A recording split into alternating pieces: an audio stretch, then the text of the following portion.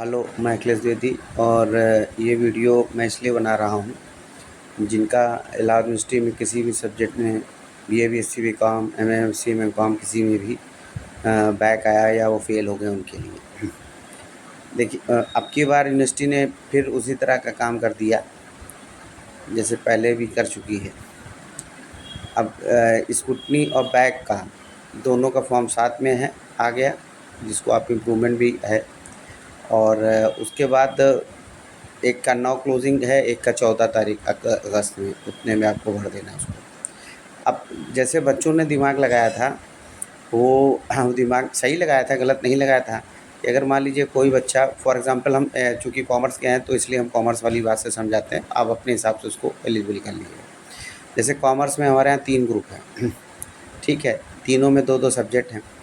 अब कोई बच्चा जैसे ने लगाया कि जैसे फॉर एग्ज़ाम्पल ग्रुप ए में अकाउंट्स में फ़ेल हो गया, ठीक है, और ग्रुप बी में या ग्रुप सी में किसी एक सब्जेक्ट में फ़ेल हो गया, कम्युनिकेशन में, इकोनॉमिक्स, किसी एक ग्रुप अलग सब्जेक्ट में, तो टोटल ईयर बैक हो गया उसका, ठीक है। तो अब ये है कि अगर उसका 1-2 नंबर कम है या कुछ नंबर कम है, तो वो सोचता है कि हम स्क्रूटनी करा लें और उसके बाद जो है स्क्रूटनी में मतलब एक सब्जेक्ट अगर हम पास हो जाते हैं तो हम बैक के लिए एलिजिबल हो जाएंगे, ठीक है, हमारा साल बच जाएगा, और सही सोचता है। लेकिन अब जब ऐसे ओवरलैपिंग आ गया तो अब जब स्क्रूटनी के जब तक रिजल्ट आएगा तब तक बैक के फॉर्म की डेट चली जाएगी, तो फिर कैसे होगा। तो अब इसके लिए जहाँ तक हमारे पास जानकारी है और जैसा हमने एक आध बार देखा भी है कि जैसे जिसने स्क्रूटनी भरी और उसका रिजल्ट बाद में आया, ठीक है, अगर उसमें वो पास हो गया, ठीक है, तो उसको बैक का फॉर्म भरने के लिए फिर से समय दिया जाता है। लेकिन अब इस बार का क्या प्रोविज़न होगा इसके बारे में हम अभी बहुत ज़्यादा श्योर नहीं है, क्योंकि जिस हिसाब से यूनिवर्सिटी चीज़ों को चेंज कर रही है वो अलग बात है, लेकिन ऐसा चीज़ें हुई हैं पहले। तो अब वही एक रास्ता है, अब आपके पास और कोई रास्ता है नहीं, ठीक है, कि साहब आप अपना स्क्रूटनी भरिए, क्योंकि बैक तो आप भरने के लिए एलिजिबल ही नहीं है, ठीक। तो क्योंकि एक ही सब्जेक्ट फेल होते तब आप बैक भर सकते थे। तो अब आपके पास वही रास्ता है कि आप स्क्रूटनी भरिए या आरटीआई में जाइए, वही 2 रास्ता है। और अब जैसे कई लोग उसमें वो भी कर रहे हैं कि सर हम कई सब्जेक्ट में मतलब हमने लिख के आए लेकिन हमको 0 मिल गया। अभी बीएससी के 3rd ईयर के एक बच्चे का फ़ोन आया था कि साहब हम कई लिखे सब कुछ है और मतलब हमको 0 दे दिया।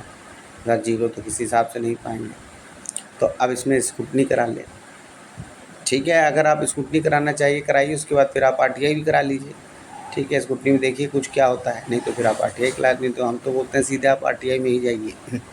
आपके सामने कॉपी देखी जाएगी, दूध का दूध पानी का पानी हो जाएगा कि आप गड़बड़ हैं कि कौन गड़बड़ है, ठीक है। तो मतलब ये वाली बातें हैं, तो इस हिसाब से चीज़ों को देख कर के चलिए और फ़िलहाल जो अभी चीज़ें हो गई हैं उसको उसी हिसाब से हैंडल करिए। और क्योंकि और तो कोई चीज़ें हैं नहीं। अच्छा, एक क्वेरी और थी कि साहब बैक और इम्प्रूवमेंट में क्या फ़र्क है। देखिए, बैक और इम्प्रूवमेंट में फ़र्क क्या है, देखिए अगर आप पास हैं सारे सब्जेक्ट में और नंबर बढ़ाने के लिए कर रहे हैं, ठीक है, जैसे सारे सब्जेक्ट पास हैं लेकिन आपको लग रहा है कि हमको अकाउंट में कम मिला, लॉ में कम मिला, इकोनॉमिक्स में कम मिला है, तो उसके लिए आप कर रहे हैं तो उसको उसी एग्ज़ाम को हम लोग इम्प्रूवमेंट कहते हैं। और उसमें जो बाद में आपको नंबर मिलेगा वो नंबर फाइनल माना जाएगा। जो पहले जो आप पास थे और आपका नंबर उसमें जो था वो नहीं, जो बाद में अगर मान लीजिए कम हो गया या अनफॉर्चुनेटली आप फेल हो गए तो फिर आप पूरा फेल ही हो जाइएगा। इसलिए बहुत सोच समझ के करिएगा, ये कोई हंसी मजाक का काम नहीं है कि हाँ लाओ चलो कर लेते हैं, ठीक है। अब पेपर पता नहीं क्या आएगा कैसे है, तो वो अपना समझ लीजिएगा, ठीक, कि क्या करना है। और क्या कहते हैं, अच्छा अब बैक क्या है।